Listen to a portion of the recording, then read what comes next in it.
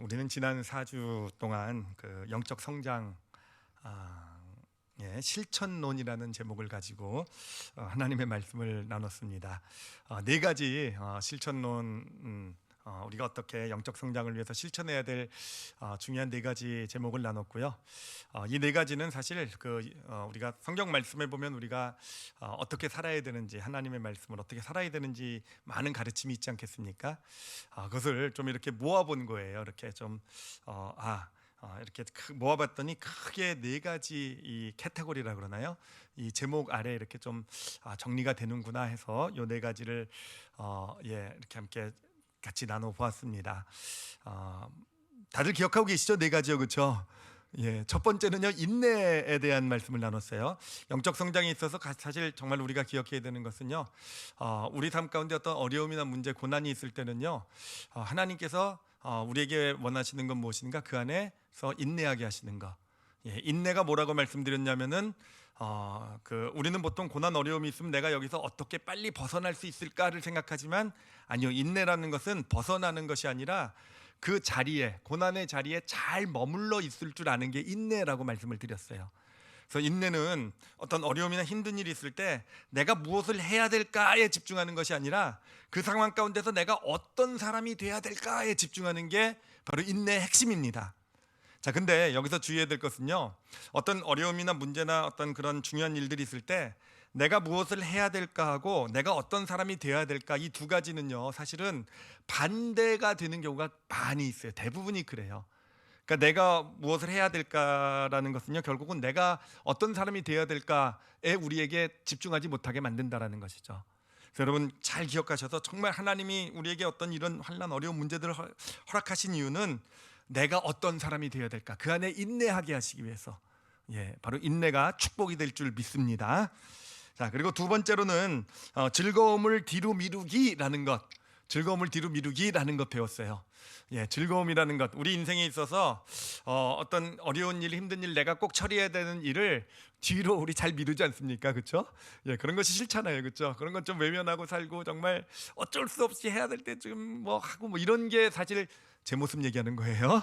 우리의 모습인데, 정말 그 하나님 어떤 말씀 가운데 주신 은혜는요, 그 즐거움을 뒤로 미룰 줄 알고 우리가 당장 해야 될 일들을 감당할 수 있는 그런 힘과 능력을 주시는 거, 외면하지 않게 만드시는 거, 이게 바로 실천론의 두 번째 내용이 됩니다. 그런데 즐거움을 뒤로 미루지 않기 위해서 가장 중요하게 우리에게 주어져야 되는 게 뭐냐면은 하나님의 사랑이에요. 그러니까 하나님의 사랑받는 존재라는 걸 우리가 알아야, 그러니까 그 사랑받는 존재라는 그 자존감, 내가 하나님이 나를 사랑하시는구나, 하나님이 나를 정말 귀하게 들어 쓰시겠구나라는 그런 자신의 존재에 대한 확신이 있을 때 우리는 기꺼이 즐거움을 뒤로 미루고 지금 나에게 닥친 일들, 해야 될 일들을 감당할 수 있는 능력이 생기게 되는 것입니다. 자, 세 번째가 뭔지 기억나십니까? 세 번째는요, 인생의 지도라는 거. 그렇죠. 하나님께서 우리에게 축복을 주시고 어떤 놀라운 역사를 보여주시는 것은 단순히 복 받아라, 너 잘 되라, 이런 의미가 아니고, 결국 축복, 은혜, 역사를 주시는 것은요, 그 가운데서 우리에게 인생의 지도를 바꾸게 하시려고. 그 38년 된 병자의 이야기가 저는 이번에 새롭게 많이 은혜가 됐던 내용인데, 그 사람은 38년 된 병을 고쳤지만 자신의 인생의 지도를 수정하는 데 실패했기 때문에 예수님이 얘기하시잖아요. 그 이유가 그 이전보다, 병으로 고생할 때보다 그 이유가 더 나빠질 것이다라는 거. 그렇죠. 우리가 아무리 축복을 받고 아무리 뭐 하나님이 주신 좋은 걸 경험해도, 그래, 우리가 정말 그것을 가지고 우리 인생의 지도를 수정할 수 없으면, 수정하지 못해 실패하면 그 이유가 오히려 더 나빠질 수 있다라는 거. 하나님께서 우리에게 은혜를 주신 이유, 축복을 주신 이유를 우린 정확히 깨달았죠. 그리고 지난주의 것은 다 기억하신 줄 믿습니다. 지난주의 말씀이 뭐였습니까? 포기. 네 번째 것만 기억해. 그래도 기억력이 일주일은 가시네요. 포기에 대한 말씀 나눴죠, 그렇죠? 포기라는 거, 우리 인생도 그렇지만요, 특히 믿음의 길이라는 건 포기하면서 하나님이 예비하신 새로운 세계로 들어가세요. 내가 원하는 거 놓지 못하고 붙들고 있어서는요, 절대로 하나님께서 우리를 위해서 그 예비하신 그 찬란한 미래, 축복, 그 안으로 들어가지 못하십니다. 그러니까 우리가 포기할 수 있을 때, 기꺼이 정말 힘들지만 쥐고 있던 걸 놓고 포기할 수 있을 때 하나님이 예비하신 그 세계로 들어가게 되는 것이고요, 포기하는 과정을 통해서 우리는 더 나은 내가 되어져 가는 거예요. 이 네 가지 여러분 파워포인트로 정리해 드렸어요. 나 한번 좀 보여주세요. 보이시죠? 예, 꼭 적으시든지 머리에다가 적으시기 바랍니다. 예, 이 네 가지를 잘 기억하시고 이거를 잘 우리가 실천해 갈 수 있게 될 때 하나님께서 앞으로 주신 말씀들이 저 넷 중에 하나일 거예요. 잘 실천해 가실 때 정말 좀 더 나은 내가 되어져 갈 것이고, 더 나은 내가 되어져 가면요 자연스럽게 더 나은 삶이 되어져 가는 그런 축복이 임하게 되는 것입니다. 자, 오늘은 이제 오늘부터는 영적 성장에 대한 것을 나누겠는데 오늘은 실천론이 아니라 이제부터 한 약 4주나 5주 정도 원론에 대해서 나누도록 할게요. 제목을 아주 거창하게 졌는데, 그러므로 영적 성장의 원론이에요. 원론. 이 원론이라는 게 뭐냐면은 실천론이라는 것을 건축으로 생각할 때 집을 짓는 그 외벽을 짓고 집을 아름답게 지어가는 것을 실천론이라고 한다면, 원론은 집을 지을 수 있는 그 기반을 놓는 게 원론이에요. 그래서 우리가 어떤 실천론, 어떻게 집을 지어야 될지는 배웠잖아요, 그렇죠? 이제는 앞으로 함께 나누면서 말씀을 나누면서 집을 지어갈 수 있는 인생의 기반을 놓아가는 것을 배우는, 함께 나누는 시간을 갖도록 하겠습니다. 자, 오늘은 그 첫 번째 시간으로 여러분에게 한 가지 법칙을 좀 소개해 드리려고 해요. 아주 정말 중요한, 정말 우리가 이 세상사뿐만 아니라 우리 삶에서도 우리가 꼭 깨달아야 될 아주 중요한 법칙을 하나 알려드리도록 하겠습니다. 자, 이거를 좀 우리가 이해를 잘 해야 되기 때문에 먼저 좀 질문을 제가 좀 해보도록 할게요. 이 질문에 대한 답을 한번 여러분이 생각해 보시기 바랍니다. 두 가지 질문인데요. 첫 번째는요, 여러분 자녀가 있으신 분들은 자신의 자녀를 생각하셔도 될 거예요. 저도 제 딸내미 생각하면서 지금 질문합니다. 없으신 분들은 그냥 아이들 생각하시면 될 거예요. 본인이 어렸을 때를 생각하셔도 될 거예요. 자, 이 자녀의 방을요, 엄마가 전혀 개입하지 않고 그 방에 들어가지 않고 일주일 동안 그냥 그 자녀가 그냥 방에서 맘대로 지내게 놔뒀다고 생각을 해보세요. 그럼 일주일 후에 그 방의 모습이 어떤 모습이 되어 있겠습니까? 깨끗이 정리되어 있겠습니까? 정리정돈이 잘 되어 있겠습니까? 예, 그런 아이들은 이상한 아이예요, 그렇죠? 제가 제 딸내미를 보면은 걔는 참 신기한 달란트가 있어요. 옷을 벗을 때 매미가 허물 벗듯이 옷을 벗는, 그리고 그것을 그대로 그 자리에 놓아두는. 예, 하여튼 모두 다 예측하시겠죠, 그렇죠? 일주일 동안 그냥 놔두면 그의 방은 완전 개판이 되어 있는 거 아니겠습니까? 그렇죠, 정말 엉망진창이 되어 있겠죠, 그렇죠? 자, 비슷한 질문인데 또 하나 질문을 해보면, 저 푸른 초원 위에 그림 같은 집을 하나 상상을 해보십시오. 그런 집이 있어요. 그런데 그 집을요, 그냥 5년 동안 그 초원 위에 그냥 사람도 살지 않고 그냥 그대로 내어버려 뒀다고 생각을 해보세요. 그럼 5년 후에 그 집의 모습은 어떻게 되겠습니까? 저 푸른 초원 위에 그림 같은 집이 되어 있겠습니까? 아니죠, 그렇죠? 완전히 거의 폐허처럼 되어 있고 안에는 거무지로 있고 먼지가 가득 차 있고 이런 집으로 되어 있지 않겠습니까, 그렇죠? 자, 우리는 여기서 정말 이 두 가지 아주 간단한 너무 쉬운 예화 가운데서 정말 이 세상을 이 세상에 특히 이 물질적인 세상을 운행해 나가는 가장 중요한 물리 법칙이 두 가지가 있어요. 정말 가장 중요한 물리 법칙. 제가 그쪽 전공이니까 저를 믿으셔도 돼요. 그 두 개 중에 한 개를 우리가 지금 깨달은 거예요. 아주 정확하게 깨달은 겁니다. 이 법칙의 이름이 뭐냐면은, 이 법칙이요, 어려운 말로는 연력학 제2법칙 이렇게 얘기하기도 해요. 여러분, 연력학 제2법칙 제가 6년 동안 공부하는 거니까 믿으셔도 돼요. 예, 엔트로피의 법칙이라고 얘기하기도 하고요. 오늘 는 이렇게 법칙의 이름을 정해봤어요. 뭐냐면은 무질서의 법칙이라는 거예요. 무질서의 법칙.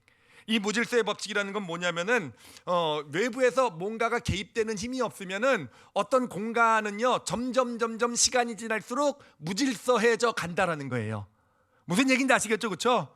그냥 애들 방 생각해 보세요. 그냥 엄마가 개입하고 외부에서 엄마가 그 외부의 힘으로 그냥 잔소리하든지 뭔가 엄마가 청소를 해주든지 뭔가 엄마가 간섭하지 않으면 그럼 애들 방은 완전히 개판이 돼요. 무질서가 되어져 가잖아요, 그렇죠? 아무리 잘 지은 저 푸른 초원 위에 그림 같은 집이란다 할지라도 아무런 개입 없이 그냥 놓아두면은 점점 더 망가지는 무질서를 향해 가게 된다는 거잖아요. 여러분, 이게 정말 이 물질 세계를 지배하고 있는 우리 오늘날 어떤 과학의 발전이 되는 어떤 그런 가장 기반이 되는 물리 법칙 둘 중에 하나가 된다라는, 정말 예외가 없는 그런 법칙이 되는 거예요. 자, 제가 이 법칙을 그림으로 이렇게 표현을 해봤습니다. 자, 그림을 보면은 저 삼각형의 아주 그냥 꼭대기 그 점은 질서라고 한다면은 밑에 텅퍼짐한 넓은 면은 무질서예요. 자, 그러면 저 면에다가 뭔가 구슬 같은 걸 올려놓으면 그 구슬이 꾸역꾸역 굴러가지고 혼자서 저기 질서를 향해 가겠습니까? 아니면 무질서로 굴러 내려가겠습니까? 무질서로 굴러내려가게 된다는 거, 그렇죠? 그래요. 하여튼 모든 것들은요 그냥 놓아두면 점점 더 무질서를 향해 갈 수밖에 없다라는 것입니다. 자, 근데 이 무질서의 법칙은요 단순히 물질 세계에만 적용되는 법칙이 아니에요. 이게 또 어디에 적용이 되냐면은 이게 바로 우리 삶에도 그대로 적용이 된다라는 것입니다. 자, 이것도 제가 아주 쉬운 질문을 두 개를 들어볼 테니까 한번 대답을 해보세요. 이것도 마찬가지로 자녀를 예를 들어보도록 할게요. 우리 자녀를요 부모가 전혀 간섭하지 않고 일주일을 그냥 놓아두면 우리 자녀의 삶이 어떻게 되겠습니까? 너 혼자 한번 마음대로 잘 살아봐라. 일주일은 좀 짧고 한 1년쯤 그렇게 놔뒀어요. 우리 자녀가 어떻게 되겠습니까? 예, 엄마가 간섭 안 하니까 갑자기 모범생이 됐겠습니까? 예, 갑자기 얘가 정신 차리고 그냥 돌아와서 그냥 빠릿빠릿하게 잘 살아는 애가 되겠습니까? 아니잖아요, 그렇죠? 아니니까 우리가 자꾸 간섭하고 이거 해라 저거 해라 잔소리도 하고 막 이러는 거 아니겠습니까? 그래, 우리 자녀의 삶 그냥 놓아두면은요 점점 망가져 갈 거예요, 그렇죠? 그러니까 무질서의 법칙이 그 자녀의 삶에도 그대로 적용을 하게 된다라는 거, 적용이 되게 된다라는 거예요. 근데 자녀만 그런 줄 아십니까? 사실 우리도 그래요. 우리 스스로도 보면은요, 만약에 지금 삶에 문제가 딱 닥쳤는데 그 문제 가운데서 내가 혼자서 하루를 그냥 가만히 있다고 생각을 해보세요. 어려운 문제가 딱 닥쳤는데 내가 혼자서 하루를 지낸다고 생각해 보세요. 그러면 하루가 지난 후에 내 영혼을 딱 들여다보니까 기쁨과 행복이 막 넘치고 있겠습니까? 아니면 비관과 좌절과 낙심과 부정적인 생각이 막 넘치고 있겠습니까? 왜 대답을 안 하시려고? 솔직하게. 그렇잖아요, 그렇죠? 정말 우린 너무 우리 자신, 솔직히 돌아보면 너무 우리 자신에 대해서 잘 알 수 있어요. 우리는 그냥 가만히 놓아두면은요 점점 무질서, 망가지는 쪽을 향해 나가는 쪽이 우리라는 거예요. 우리가 더 사랑하는 게 더 편합니까? 우리의 예수를 사랑하는 게 더 편합니까? 아니면 우리의 형제들을 미워하는 게 더 편합니까? 우리는 그냥 가만 놔두면은 미워하는 쪽으로 계속 갈 수밖에 없는 게 우리 존재라는 거예요. 우리 어떤 존재입니까? 우리를 가만 놔두면은 갑자기 우리는 감사가 편합니까? 아니면은 그냥 비교하고 불평하고 불만하는 게 더 우리에게 자연스럽고 쉽고 편합니까? 그렇죠. 비교하고 불평하고 시키지 않아도 잘하시잖아요, 그렇죠? 감사는 이렇게 노트까지 해주고 써라 해도 막 3일 쓰고 못 쓰고 막 이러잖아요, 그렇죠? 그런데 이 불평, 뒷담화 이런 것들은요 정말 안 시켜도요 정말 그죠? 기가 막히게들 하시는 저와 여러분이 되면 안 되는데 어쩔 수 없는 현실 아니겠습니까? 그래, 우리는 누군가를 위해서 헌신하고 희생하는 것 자연스럽게 되지 않아요, 그렇죠? 오히려 그냥 내 멋대로 살게 만들면은 우리는 헌신 희생이 아니라 내 이익, 내 유익, 내 욕심, 내가 원하는 것, 내 것, 이것을 지려고 그런 모습으로 살아가게 되는 게 우리의 모습이라는 거. 그러므로 여러분, 그래, 우리의 삶에도요 아주 강력한 법칙이 적용되고 있는 거예요. 무질서의 법칙. 만약에 어떤 외부의 개입이 없으면 우리의 삶은요 점점 무질서해질 수밖에 없는 게 우리 모든 인간의 현실입니다. 근데 이게 사실 삶뿐만 아니라 제가 보니까 우리 육체도 마찬가지인 것 같아요. 우리 육체도요 점점 시간이 지나면서 무질서를 향해 나가는 게 확실해요, 그렇죠? 여러분 얼굴도 점점 무질서해지고 계시잖아요, 그렇죠? 어렸을 때 예쁘고 점점 무질서해져 가고 있고, 사실 인간의 육신도 점점 나이가 들어가면서 질병도 생기고 어떤 그런 쇠퇴해가는 게 뭐겠습니까? 무질서를 향해 가는 거잖아요, 그렇죠? 우리 육신에도 이 무질서의 법칙, 결국 죽음이라는 것은요 어떤 육신적 차원에서 보면 결국은 완전히 무질서가 돼가지고 우리의 존재가 다 흩어지는 거잖아요, 땅으로, 그렇죠? 그러니까 우리 육신도 무질서의 법칙에 지배받고 있는 거 아니겠습니까? 그래, 우리 인간 사회는 결국은 이 무질서의 법칙을 어떻게든지 극복하거나 또는 무질서의 법칙을 어떻게든지 이거를 질서를 잡아가는 쪽, 이게 바로 인간의 어떤 문화의 발달, 이렇게 볼 수도 있어요. 결국은 우리가 하여튼 끊임없이 이 세상은 노력하잖아요. 어떻게든 이 무질서의 흐름을 어떻게든 멈추게 하려고, 질서를 향해 나가게 하려고. 교육이라는 게 그런 거잖아요, 그렇죠? 그렇잖아요. 어떤 법을 왜 만듭니까? 법을 따라서 왜 형벌이라는 것을 정합니까? 왜 어떤 도덕률 같은 것을 왜 그렇게 정하게 되겠습니까? 왜 그렇겠습니까? 다 그것이 어떻게든지 가만 놓아두면 무질서로 나갈 수밖에 없는 우리의 삶을 어떤 그 질서를 잡아내기 위해서 다 인간의 어떤 노력 가운데 만들어낸 거 아니겠습니까? 그런데 우리가 사실은 이런 노력들을 돌아다 보면 이게 성공했는가? 아니요, 그렇지 못했어요. 그래, 외적으로는 뭔가 그래도 겨우 질서를 유지하고 있는 것처럼 보여요. 나름 그래도 그냥 억지로 벌 주고 뭐 하여튼 처벌하고 막 교육 계몽 이런 걸 통해서 억지로 유지하는 것처럼 보이지만, 우리의 현실을 보면은요, 사실은 그 내부의 우리의 모습을 보면 어떻습니까? 겉으로는 질서를 유지하는 것처럼 보여도 우리는 점점 더 무질서해지잖아요. 점점 더 서로 더 미워하잖아요. 점점 더 분열하고 있잖아요. 이 사회는요, 점점 더 나눠지고 서로를 욕하고 네 편 내 편 가르고 싸우고 다투고 있잖아요. 그렇죠?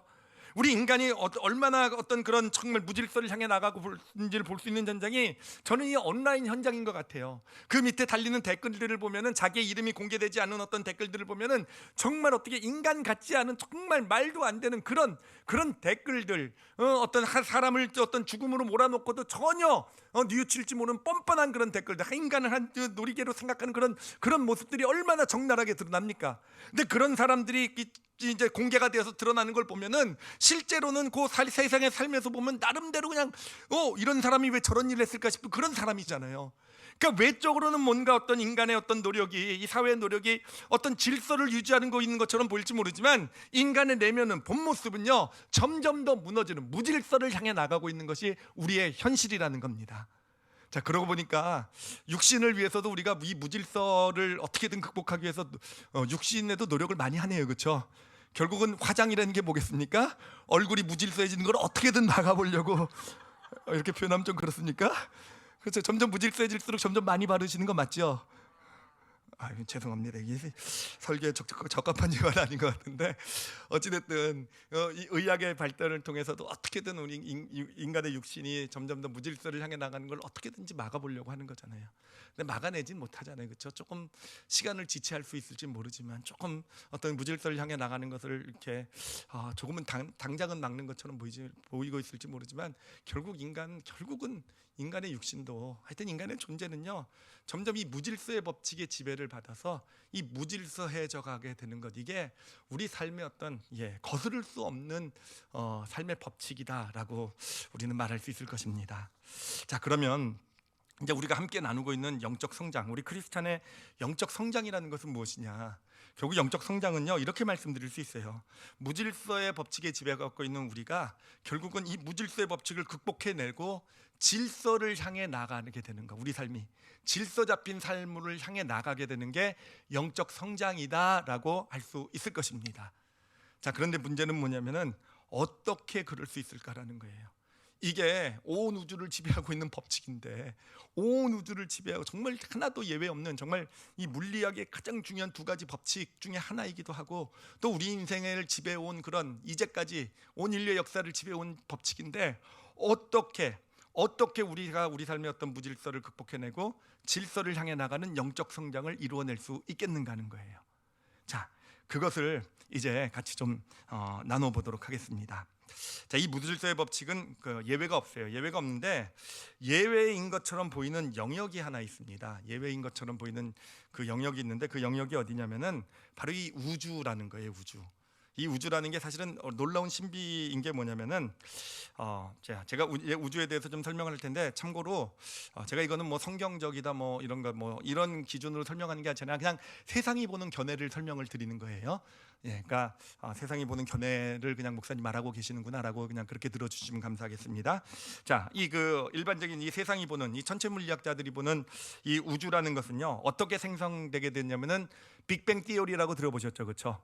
대폭발 이론이라고 해서 어떤 하여튼 우주가 생기기 전에 어떤 지극히 정말 어떻게 측정할 수도 없을 정도의 정말 자꾸 어떤 그런 뭔가가 있었는데, 그것이 폭발을 해서 빅뱅, 아주 큰 폭발을 일으켜서 지금 우주가 생겨나게 됐다라는 거예요. 자, 우주가 생겨나게 됐다라는 거. 자, 이게 물론 천체 물리학자들, 과학자들의 얘기긴 하지만, 사실 저는 이 얘기를 들을 때마다 이게 자꾸 하나님께서 무에서 유를 하나님이 창조하신 그 이야기가 생각이 나요. 과학으로는 무를 설명할 수 없으니까 이게 빅뱅 뭐 이런 걸 만들어낸 게 아닌가, 뭐 확실한 건 아니에요. 어찌됐든 하여튼 무에서 유를 창조하신 하나님 자꾸 연결이 됩니다. 하여튼 그렇게 빅뱅 티오리로 이 우주가 처음 이제 생겨났다고 얘기를 해요. 그런데 이게 정말 신비한 게 뭐냐면은, 이제 처음 우주가 생겨났을 때 이 초창기 우주는요, 아주 정말 아주 지독한 혼돈 가운데 있었다고 합니다. 그러니까 모든 물질도 그렇게 빅뱅 폭발을 통해서 폭발이 됐으니 뭐 그 안에 그냥 모든 것이 얽혀 있고 그냥 다 섞여져 있고 어떤 그런 혼돈 가운데 있었던 세계가 이 우주의 초창기의 모습이래. 제 얘기가 아니라 이건 천체 물리학자들이 하는 얘기예요. 그런데 이 우주가 점점점 시간이 지나면서 어떤 모습으로 되어 왔는가? 점점점 더 이 우주는요 질서를 잡히는 모습으로 이렇게 우주가 발전되어져 왔다라는 거예요. 예, 정말 그렇지 않습니까? 이 우주라는 거 그렇게 정말 그 혼돈 가운데 있었던 우주가 지금 얼마나 아름답습니까? 그렇죠? 이 별들, 은하계들 이렇게 보면 물론 없어지기도 하고 생겨나기도 하지만 이 은하계가 어떤 질서를 가지고 돌아가고 있고 지금 저희가 뭐 지구가 갑자기 뭐 어디 뭐 화성하고 부딪혀서 폭발할 염려 안 가지고 살고 있잖아요, 그렇죠? 우주의 태양계 주위를 잘 돌면서 하여튼 뭐 정말 점점 더 질서를 잡힌 앞으로도 점점 더 질서를 잡힌 모습으로 우주는 발전해가고 있다라는 거예요. 자, 어떻습니까? 이게 정말 참 신기하지 않습니까? 이게 그러니까 우리는 뭐 연력학 뭐 제2법칙, 엔트로피 법칙 뭐 이 무질서의 법칙을 뭐 모르기 때문에 그냥 그런가 보다 했는데 이 무질서의 법칙을 눈으로 보면은 이게 말이 안 되는 정말 놀라운 신비라는 거예요. 지구만 하더라도 어떻습니까? 지구도요. 사실은 처음 지구가 생겨났을 때 지구는요 정말 무슨 화산이 터지고 그냥 뭐 이산화탄소가 가득하고 그냥 어떤 뭐 아무것도 살 수 없는 그러한 곳이었다 그러잖아요, 그렇죠? 그런데 지금의 지구는 어떻습니까? 정말 아름답고 온갖 생물들이 살아갈 수 있는 그러한 모습으로 점점 질서가 잡혀오고 있는 건 아니겠습니까? 그러니까 이 우주야말로 이 무질서의 법칙의 예외와 같은 그런 모습이라는 것이죠. 그런데 이것을 이제 처음 이제 어떤 연구해내고 증명해낸 사람이 있어요. 누구냐면은 아인슈타인이라고 뭐 우리가 다 잘 아는 상대성 이론을 만든 정말 세계적인 천재죠, 물리학자. 이 아인슈타인이요 이거를 이제 수학으로 이거를 증명을 해내게 됩니다. 뭘 증명해내게 되냐면은 자, 이 우주는 점점 더 무질서에서 질서를 향해 오게 되죠, 그렇죠? 근데 우리가 알고 있는 법칙은 뭡니까? 절대 법칙은 뭡니까? 외부에서 어떤 간섭이 없이는 무질서한 게 질서를 잡아갈 수 없다 그랬잖아요, 그렇죠? 우리 아이한테 방에 엄마가 가서 정돈해주지 않으면 계속 더 그냥 무질서해질 수밖에 없는 거잖아요, 그렇죠? 똑같은 거예요, 똑같아요, 우주도. 그렇다고 한다면은 이 우주 가운데는 이 우주에 속하지 않는 외부에서 우주와 지금 우리의 이 우주와는 상관없는 다른 차원의 무언가가 지금 이 우주 가운데 주어진 것이고 그것이 이 우주를 점점 더 질서 있게 만드는 힘이 되어 왔다라는 거예요. 힘이 되어져 왔다. 여러분 이거를요 이 아인슈타인이 수학을 가지고 증명해내요. 기적죠, 그렇죠? 우리는 무슨 얘기인지도 모르겠는데 이 사람은 수학 공식을 가지고 그 존재, 그런 물질이 이 우주 가운데 있어야 된다는 걸 증명해낸 거예요. 예, 그런 물질이 있어야 돼요. 이 우주는 혼자서 이렇게 질서를 잡혀갈 수가 없다라는 거죠. 뭔가 이 우주에 속하지 않은 무언가가 주어져 있기 때문에 그것이 어떤 역사를 어떤 에너지를 공급하고 뭔가 질서를 향해 나갈 수 있는 뭔가를 부여해서 이 점점 더 아름답고 점점 더 질서받는 그런 질서가 생기는 우주의 모습으로 지금도 발전하고 있다라는 겁니다. 그리고 그 수학의 계산해낸 것이 숫자가 뭐냐면은 그 물질이요, 그 물질, 예, 이게 뭐 이 우주에 속한 게 아니니까 측정될 수도 없어요, 그렇죠? 측정된다는 건 뭡니까? 크기가 있고 질량이 있다는 거 아니겠습니까? 측정될 수도 없고 관찰될 수도 없는 그 물질이 온 우주의 23%를 차지하고 있대요. 온 우주에. 그러니까 지금 우리 안에도 여기도요 한 이만큼은 그 물질이 지금 다 차지하고 있다고 보시면 되는 거예요. 안 신기하십니까? 그거를 뭐라고 이름을 붙였냐면 블랙 물질이라고, 그러니까 암흑 물질이라고. 암흑 물질.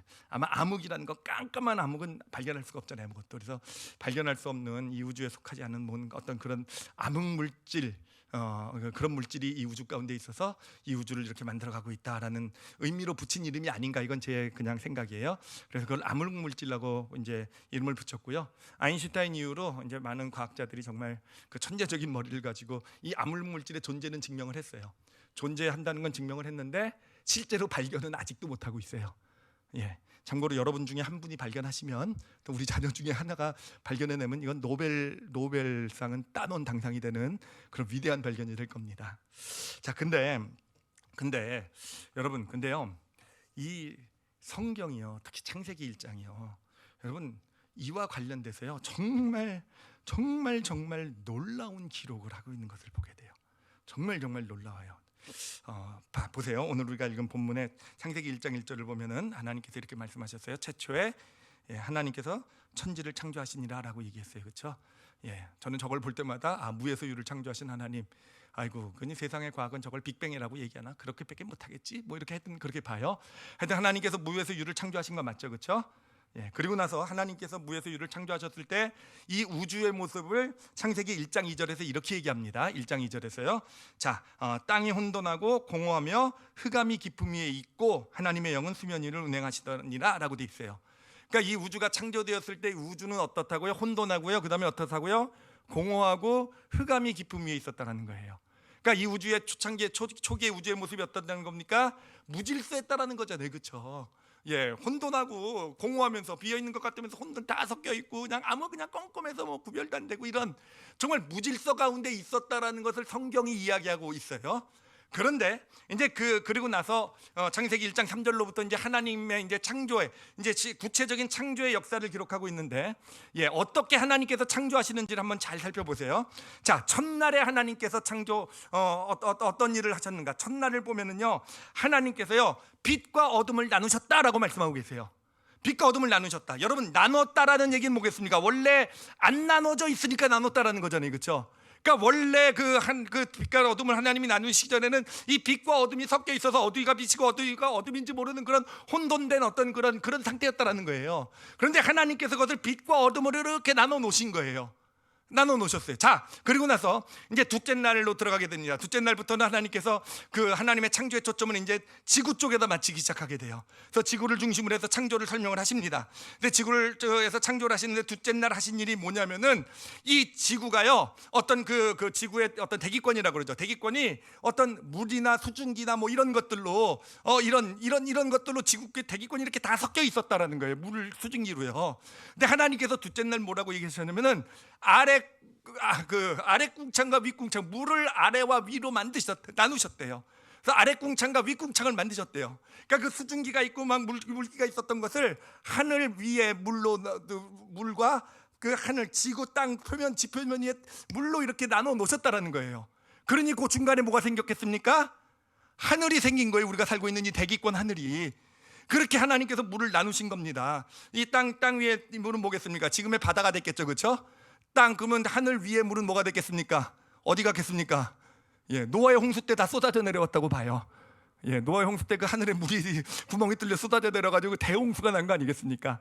하여튼 어찌됐든 둘째 날 한 것은 뭐냐면은 이 지구 사람이 살 수 없고 어떤 생물이 살 수 없었던 그런 정말 수증기가 얽혀 섞여 막 이 혼돈된 무질서 가운데 있었던 이 지구 이 대기권에요 그 물과 물을 나눠 가지고 어떤 생물이 살 수 있는 그런 땅으로 하나님께서 그런 공간으로 이 지구를 만드셨다라는 거예요.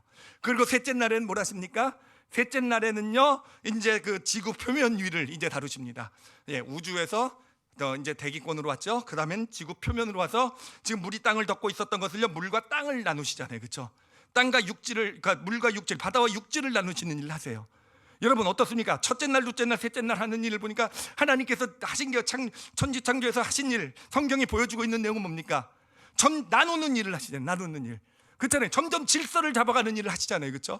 혼돈을 무질서 가운데 있었던 세상을 질서를 잡아가는 일을 하신 게 하나님이 하신 일이라는 거예요. 첫째 날, 둘째 날, 셋째 날.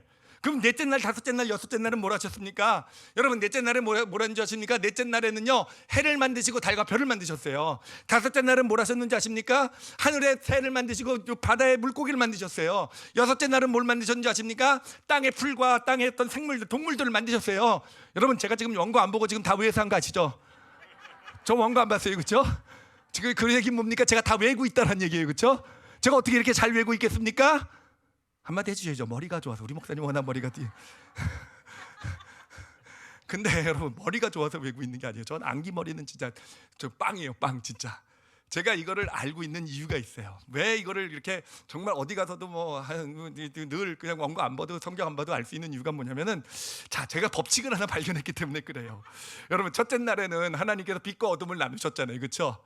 그러면 첫째 날에서 넷째 날을 생각해 보면요, 요 빛에다가는 태양을 넣듯이 주가 나도록 태양을 넣으시고 어둠에다가는 뭡니까? 달과 별을 넣은 거예요. 자, 둘째 날에는 하나님께서 그 아래 공창 위 공창을 나누시고 그래서 하늘 대기권 하늘이 생기고 바다가 생겼잖아요. 그러면 그 다음에 다섯째 날에는 하늘에다가는 새를 창조하신 것이고 이 바다에다가는 뭘 창조하십니까? 물고기를 창조하신 거예요.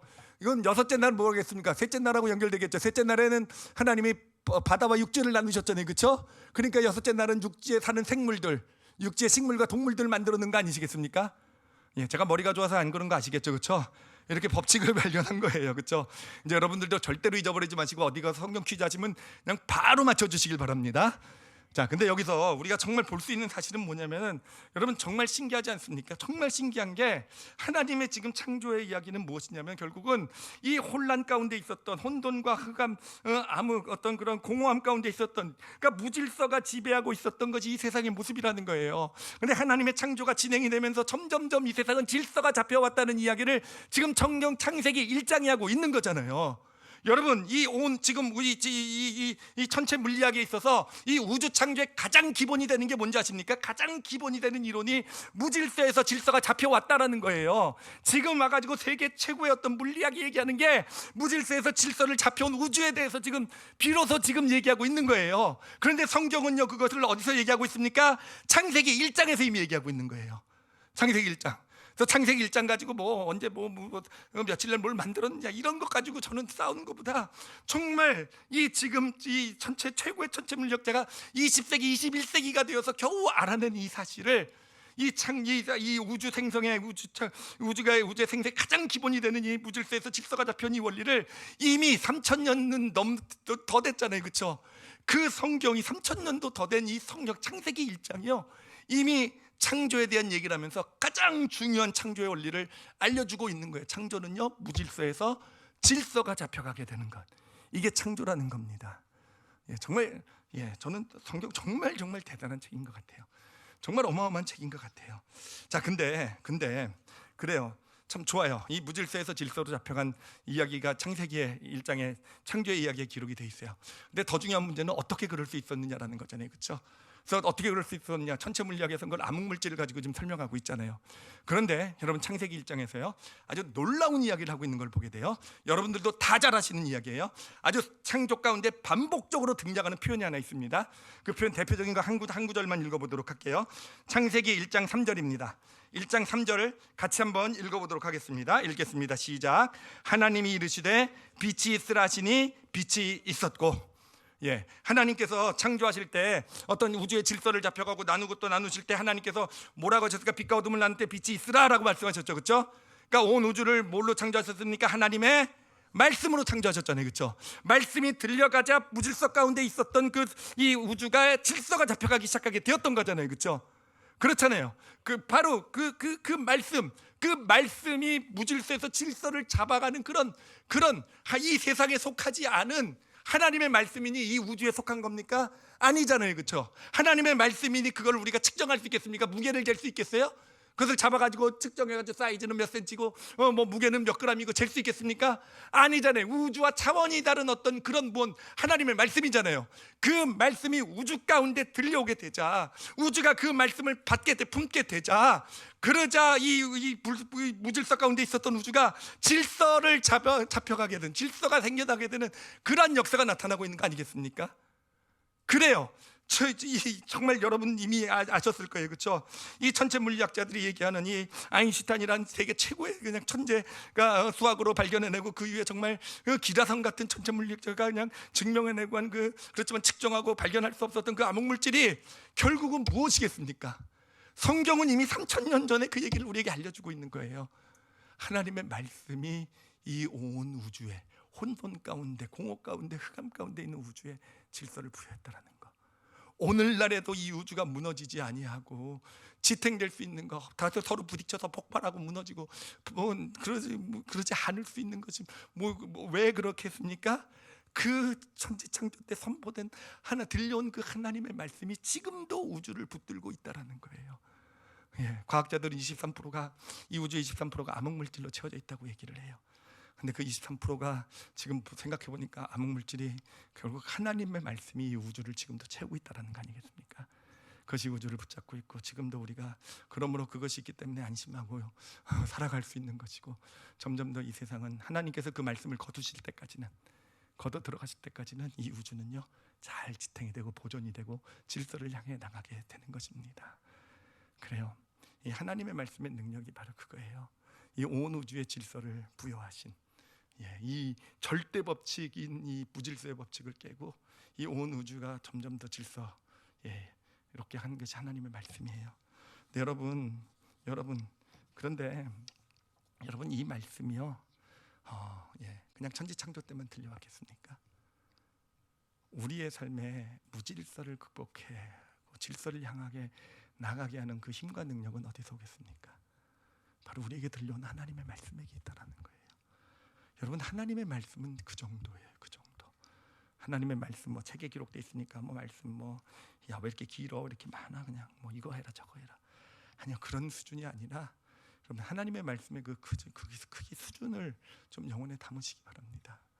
그 물리 법칙을 깨고 온 우주를 질서를 잡고 지금도 지탱하고 있는 그 능력, 이 우주의 23%를 채우고 있는 그 하나님의 말씀이에요. 자, 그 말씀이 우리 영혼 가운데 들려온다고 한다면, 그래, 내 삶의 무질서 가운데 있었던 그 삶의 영역 가운데 우리 가정에 그 말씀이 들려온다고 한다면, 내 건강에 육신에 그 말씀이 들려온다고 한다면, 나의 어떤 관계, 내가 하고 있는 일에 그 말씀이 들려오고 있다고 한다면, 그래요, 지금 혼돈, 어떤 공허, 흑암 가운데 있었던 내 삶, 그 삶에 반드시 질서가 부여되는 그런 하나님의 역사가 나타나게 되는 줄 믿습니다. 우리 크리스찬의 영적 성장의 근본은 그러므로 어디 있습니까? 하나님의 말씀에 있다라는 거예요. 하나님의 말씀에 있다라는 거. 제가 도표를 그렸는데 깜빡 잊고 흥분해가지고 넘어갔어요. 그래도 한번 보시고, 그린 거니까 보시고 넘어가도록 할게요. 보이시죠, 그렇죠? 질서를 내서 무질서, 온 우주의 법칙에서 그걸 깨는, 그리고 무질서를 향해 나가던 우주가 질서를 향해 나가게 하는 힘은 어디 있습니까? 하나님의 말씀에 있다라는 거. 그 다음 그림도 하나 보여주세요. 우리 삶에도 그대로 적용이 됩니다. 우리 삶에도 영적 성장이라는 건 뭐겠습니까? 그래, 우린 가만 놓아두면 영적으로 타락하는 무질서를 향해 나가는데, 하나님의 말씀이 우리 영혼도 하나의 우주예요. 어떻게 보면 그 안에 하나님의 말씀이 담기게 되면 우리가 영적 성장, 질서를 향해 나가는 그런 놀라운 축복이 임하게 되는 줄 믿습니다. 자, 그런데 문제는요, 여러분, 하나님의 말씀이요, 이게 우리가 어떻게 그 우주 가운데 들려온 하나님의 말씀 우리에게 들려와야 되잖아요, 그렇죠? 어떻게 해야 되는가, 이게 참 사실은 문제예요. 그렇죠? 사실 말씀을 우리가 많이 한다고 해서 우리 삶이 갑자기 질서가 잡히는 것도 아니더라고요. 내가 뭐 그냥 말씀을 그냥 달달달달 메고 있고, 뭐 내가 말씀을 뭐 하여튼 뭐 수십 번 읽고 수백 번 읽고 뭐 말씀 모르는 게 없고 막 이런다고 해서 그 말씀대로 실천하고 산다고 해서도 그게 또 우리 삶에 꼭 질서를 부여하는 건 아니더라고요. 왜냐하면 대표적인 예가 바리새인들이잖아요. 그 사람들은 그냥 성경 달달달 외고 있었어요. 진짜 성경 모르는 게 없었을 거예요. 정말 성경, 제가 그 시대에 가면 저는 입도 뻥끗 못할 것 같아요. 성경을 놓고. 정말 그 사람들은 구약 성경의 글자의 개수가 몇 개인지도 아는 사람이에요. 개수가 만약 들어서 50만 개라고 하면은요, 그 중간이 되는 25만 번째 글자가 뭔지도 아는 사람들이 그 바리새인들이에요. 창세기가 몇 글자로 이루어져 있고 창세기의 3273번째 글자가 단어가 뭔지를 아는 사람이 그 사람들이에요. 애매한 데죠, 그렇죠? 그렇게 성경을 알고 있어도, 하나님 말씀을 알고 있어도 그들의 삶은요 점점 더 무너져가는, 그렇죠? 예수 그리스도를 십자가에 못 박는 역할을 했단 말이에요. 그래서 하나님의 말씀을요 제대로 드러내야 돼요. 제대로 우리 영혼의 이 영혼이라는 우리의 이 어떻게 보면 우주 가운데 그것을 담아낼 수 있어야 됩니다. 근데 그거는요 오늘 안 나누고 다음 주와 다다음 주 2주간에 걸쳐서 나누게 될 거예요. 정말 제가 이거는 그동안 하나님 신앙생활하면서 어떤 많은 체험도 주셨고요. 그리고 성경도 이렇게 좀 공부하게 하셨고, 또 최근에 한 몇 달 동안은 이 문제를 놓고 많이 묵상하며 이렇게 연구를 했던 건데, 하나님이 정말 어떻게 보면 참 저에게 우리 성도들과 나누라고 귀한 깨달음을 주신 것 같아요. 그래서 다음 주와 다다음 주 2주 동안에 개봉박도 너무 그렇게 기대하지 마시고 실망하면 저 거절감이 심하거든요. 그래서 어찌됐든 다음 주에 어떻게 하나님 말씀이 우리 영혼 가운데 들려오게 되는지를 같이 2주간에 걸쳐서 나누도록 하겠습니다. 오늘은 뭐 이대로 끝낼 수는 없고 마지막 우리가 어떻게 살아야 될지 적용 제목 하나만 좀 같이 나누도록 할게요. 제가 그 책에서 읽은 이야기예요. 티핑 포인트라는 아주 유명한 책에서 읽은 실제 있었던 일입니다. 뉴욕에 가면은요, 뉴욕이 유명한 게 뉴욕 지하철역이 있죠. 지하철역. 근데 1980년대만 하더라도 이 뉴욕 지하철역은 완전 우범지대였어요. 우범지대. 저도 90년대 초에 뉴욕을 갔었었는데, 하여튼 사람들이 가기를 낮에도 잘 가기를 꺼려하는. 그러니까 보면은 뭐 마약상들이 있고 뭐 갱들이 있어서 뭐 대낮에도 뭐 총싸움도 일어나고 뭐 하여튼 정말 그런 하여튼 그런 지역이 이제 이 뉴욕에 있는 그 지하철역 뭐 할렘가라 그러죠. 그 근처 지역들이었다고 합니다. 하여튼 뉴욕시는 그것을 좀 뉴욕 지하철을 좀 이렇게 개선하려고 그 지역을 좀 잘 정리하려고 어마어마한 어떤 예산을 책정하기도 하고 하여튼 어마어마한 노력을 들였는데 성공하지 못했대요. 성공하지 못했었는데, 그런데 그런 와중에 이제 1980년대 중후반쯤에 제가 이름도 적어 가져왔어요. 데이비드 건이라는 사람이 뉴욕 지하철역 책임자로 부임을 하게 됐다고 합니다. 이 사람이 참 능력 있는 사람이었는데, 이제 사람들이 기대를 했겠죠. 이 사람이 뭘 할까? 이 뉴욕 지하철, 이 사람은 이 뉴욕 지하철역의 문제를 해결할 수 있을까 하는데, 이 사람이 오더니요, 갑자기 사람들이 전혀 생각지도 못한 일들을 하기 시작하게 된 거예요. 몇몇 가지 일을 하는데, 그 중에 대표적인 일이 뭐였냐면, 이 사람이 뭘 했냐면은 그 지하철역 같은데 벽 같은 것이 있지 않겠습니까? 벽이 있으면 뭐 온갖 낙서들이 있고 오물들이 막 오염되어 있을 거 아니에요. 그냥 뭐 거기다 배설물도 막 있을 거 아니에요. 그러니까 뭘 했냐면 거기를 청소하고 그 벽을 하얀 페인트를 칠하는 일을 시작했대요. 하얀 페인트를 칠하는 일. 그럼 뭐 페인트를 칠한다고 사람들이 또 그만 놔두겠습니까? 또 낙서하고 또 뭐 또 배설물로 하여튼 오염되지 않겠습니까? 그럼 하여튼 그러면 또 가가지고 또 하얀 페인트를 칠하고 또 칠하고 또 칠하고 그러면서 그 공간을 어떻게 내어줬냐면, 그 지역에 살고 있는 어떤 그런 사람들 중에서 그 미술하는 아트를 예술하는 사람들 있잖아요. 그 사람들이 그냥 그림을 벽에다 그림을 그리는 공간으로 이렇게 제공을 해줬대요. 그걸 바로 그래피티라고 그러죠. 그래피티. 벽에다 그리는 그림이요. 그래가지고 그 지역에 사는 사람들이 와가지고 이제 거기에 이제 그림을 한두 사람이 그리기 시작하게 되면서 그게 이제 명소가 되어져 가는 거예요. 사람들이 좀 미술을 할 줄 아는 그런 또 예술 감각이 있는 사람들, 그렇지만 세상에 제대로 잘 교육 못 받고 막 이런 사람들 많이 있을 거 아니겠습니까? 그런 사람들이 거기다가 그림을 그리기 시작하게 되면서 거기가 하여튼 그래피티의 그런 아름다운 정말 그 지역의 문화를 잘 담고 있는, 정말 그 지역의 특성을 잘 담고 있으면서 그 지역에 있는 사람들이 함께 동참할 수 있는 그런 공간이 제공되게 된 거예요. 그러면서 나중에는 진짜 유명한 사람들도, 정말 유명한 미술가들도 자기 이름을 속이고 와서 그 벽에다가 그림을 그려놓기도 하고 막 이런 공간이 되어졌다고 합니다. 그런데 그렇게 되면서 놀라운 게 뭐냐면은, 그렇게 되면서 시간이 지나면서 그렇게 그림들이 그래피티가 그려져 가게 되면서, 그러면서 어느샌가 자연히 그곳에 있었던 범죄들이 사라지기 시작하게 됐다라는 거예요. 마약상들이 없어지고 갱들이 사라지게 되고요. 그것이 점점 더 사람들이 찾아오는, 관광객들이 찾아와서 구경을 하는, 그리고 지금은 낮에 가도 정말 깨끗하고 낮에 가도 정말 어떤 그런 문화를 누릴 수 있는 그런 아름다운 공간이 되어져 갔다라는 것입니다. 자, 제가 이 예화를 여러분과 함께 나누는 이야기는 뭐냐면은, 그래요, 여러분이 정말 사실은 엄청난 일이에요. 정말 무질서 가운데 있었던 이 뉴욕 이 전철 지하철역을 정말 아름다운 질서가 잡힌 공간으로 만들어내는데, 여러분 근데 그것을 이룬 일이 뭐겠습니까? 이 다른 어떤 어마어마하고 큰 일이 아니라는 거예요. 그 벽에다 그냥 하얀 페인트를 칠하는, 더러워지면 또 칠하고 또 칠하고 또 칠하는 이런 작은 어떤 그런 실천 하나, 그 하나가, 작은 실천 하나가 이 무질서를 극복하게 하고 질서를 부여하는 아름다운 공간으로 만들어 나가는 놀라운 역사를 이루어 갔다라는 것입니다.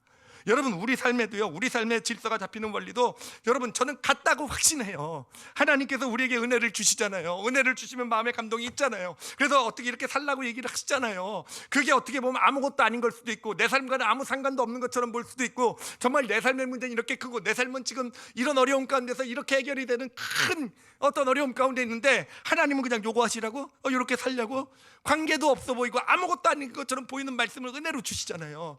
그러나 여러분, 그 말씀이 하나님께서 우리 영혼에 주시는 말씀인 줄 믿습니다. 그리고 그것을 가지고 우리가 그 말씀이 내 삶 가운데 역사하기 위해서 내가 하얀 벽을 칠하듯이 내 삶의 작은 것이라도 또 칠하고 또 칠하고 또 칠해갈 수 있게 될 때, 그것을 실천해 나가게 되게 될 때, 바로 이 정말 무질서가 극복이 되고 질서가 잡히게 되는, 정말 천지창조의 역사, 정말 그 혼돈 가운데 있었던 우주가 정말 이런 아름다운 우주가 되어져 가는, 그런 것이 내 삶의, 내 우주, 내 삶이라는 우주 가운데 이루어지는 놀라운 역사가 되어져 갈 줄 믿습니다. 그러면 우리는요, 정말 말씀은요 지식으로 알고 머리로 듣고, 이것 중요한 게 아니에요. 정말 하나님의 역사는 뭐 놀랍고 큰 일이 이루어지고, 내 삶에 이렇게 문제를 하나님께서 정말 기적적인 일로 이렇게 해결해 주시고 고쳐주시고 문제를 풀어주시고, 아니라는 거예요. 그래요. 정말 우리가 하나님의 작은 말씀이라도, 나에게 오늘 주신 은혜가 있다고 한다면, 나에게 부딪혀온 은혜가 있다고 한다면, 그 말씀을 마치 그 지하철 벽을 그 낙서된 벽을 칠하듯이, 정말 어떻게 보면 이 뉴욕의 문제를, 그 큰 문제를 놓고 볼 때는 아무것도 아닌 것처럼 보이지만, 그 일을 꾸준히 실천해 나갈 수 있게 될 때, 정말 하나님께서 질서를 부여하시는, 온 우주를 창조하신 그 하나님의 말씀의 능력이 우리 삶 가운데서도 그대로 경험될 줄 믿습니다. 제가 말씀의 시작에 실천론 4가지를 말씀드렸어요. 그 말씀드린 사실 의도가 여기 있어요. 여러분, 이 4가지 중에서 오늘 그 한 가지를, 2가지도 아니고 한 가지만 좀 마음에 담으셨으면 좋겠어요. 4가지요. 그렇잖아요. 인내라는 거에 대해서. 정말 고난 가운데 있을 때 우리는 고난에서 내가 무엇을 할까가 중요한 것이 아니라, 어떻게 이것을 극복할까가 아니라, 고난 안에 정말 잘 머물러서 어떤 사람이 될까가 중요하다 그랬잖아요. 인내라 그랬잖아요. 즐거움을 뒤로 미룰 줄 알아야 된다 그랬잖아요. 하나님의 사랑받는 자녀인 나, 그러므로 기꺼이 이제까지 피해왔고 이제까지 외면했던 그런 문제, 그런 어떤 좀 곤란하고 좀 그런 문제들 미루지 말고 감당하라고 하시잖아요. 그렇죠? 그래요. 인생의 지도를 바꾸라고 하시잖아요.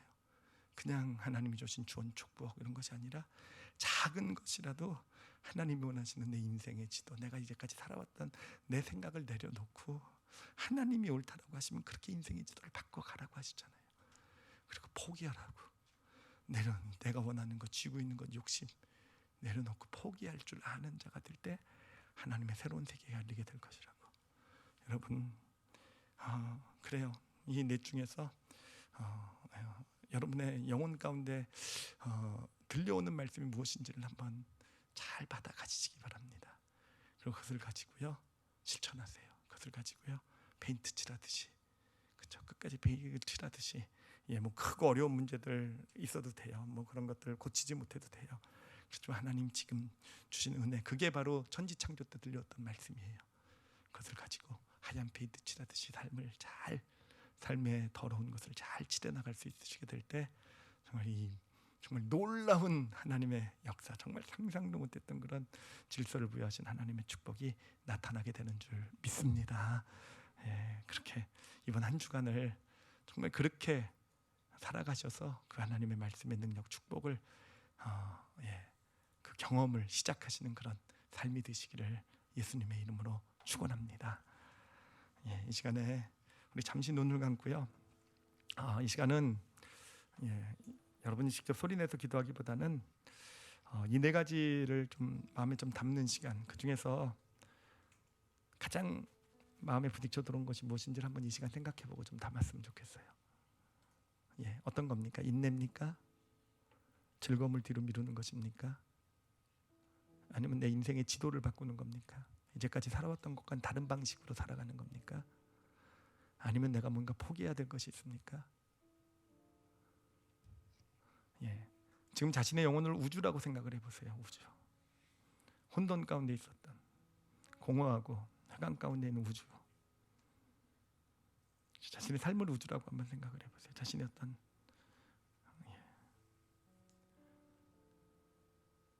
그리고요 하나님의 말씀을 듣는 겁니다. 담는 겁니다. 어떤 말씀이 부딪혀 들어왔습니까? 지금 이 시간 담으세요. 이것이 나에게 주신, 내 마음에, 내 영혼에, 내 우주에 들려주시는 하나님의 말씀이구나. 이 시간 담아 가지시기 바랍니다. 그리고 그래요. 너무 길게 시간 들이지 않을게 이번 일주일 동안만 마치 오염된 벽을 하얀색 페인트들을 칠하듯이 이번 일주일만 한번 그렇게 살아가 보세요. 말씀이 내 우주, 내 영혼이란 내 삶이라는 우주 가운데 머물러 있게 해보세요. 그 말씀이 어떤 역사를 일으키는지, 온 우주도 그 혼돈을, 그 무질서를, 질서를 잡아간 하나님 말씀이에요. 그걸 지금 우리 영혼이란 우주에 담는 거예요.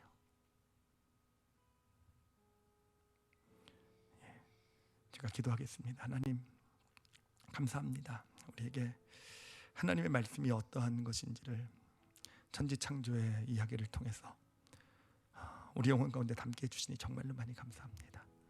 하나님, 당신은 천지보다도 이 우주보다도 우리를 더 한 영혼을 소중하게 여기시겠다고 말씀하셨어요.